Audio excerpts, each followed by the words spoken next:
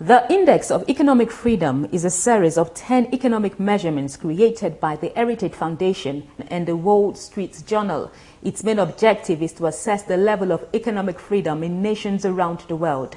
It was started in 1995 and it is based on factors including business freedom, trade freedom, government-size spending, fiscal freedom, poverty rights, investment freedom, financial freedom, freedom from corruption, and labor freedom. Each of these factors is graded upon a scale of 0 to 100, and 100 represents maximum freedom.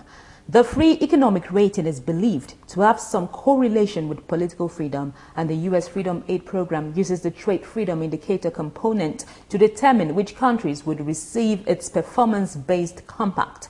Nigeria dropped 5 notches from the 111th position in 2011 to 116 in the latest rating and was grouped under the most unfree economies, the reasons being its inability to develop further vibrancy in the private sector and achieve more broad-based growth, its dominating oil sector, lingering institutional problems, prevalent corruption, and a weak rule of law.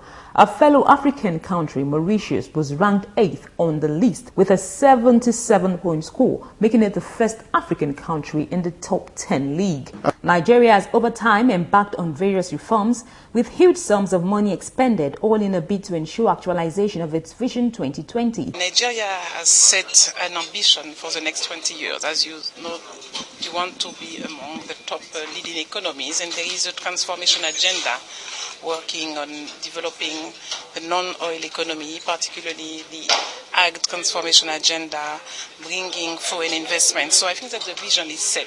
Now is that how to make it work, how to make it happen. This, economic watchers believe, can only be achieved if it gets its acts right. If the government is positioning us to become an economy, then the first things that government must be able to do is to be able to put into perspective the parameters that grows an economy. The first and the most important is being able to cluster your ministries in such a way that all your production or foundational ministries operate at the same level. And the KPIs that each of these ministries are able to now produce will now be seamless. There will be a seamless synergy between these ministries.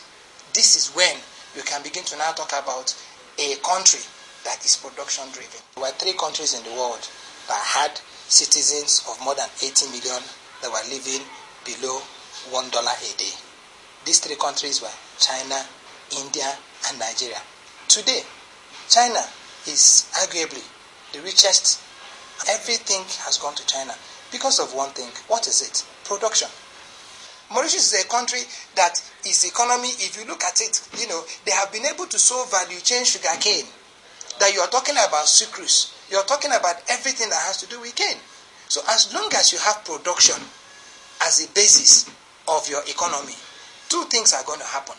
One is that you have goods that people are going to be needing. Okay?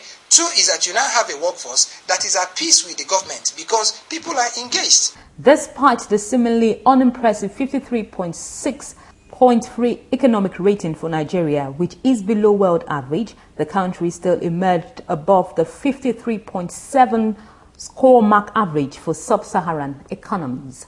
Lara Monijo, AIT News, Abuja.